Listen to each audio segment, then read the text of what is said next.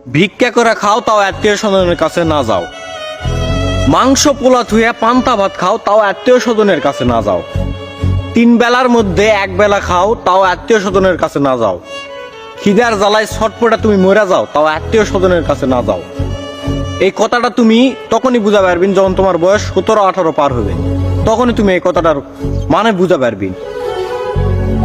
বন্ধু বান্ধব আত্মীয় স্বজন ভাই ব্রাদার যা আছে যাবতীয়, তুমি গরিব তুমি অসহায়, সেই সময় তুমি খালি তারকে দিকে একটা বার তাকাবি না, একটা বার তারকে চোখে মুখে কতটা রাগ, কতটা অভিমান, কতটা ক্ষোভ জমা আছে, এই জিনিসটা তুমি তখন দেখে পাবি।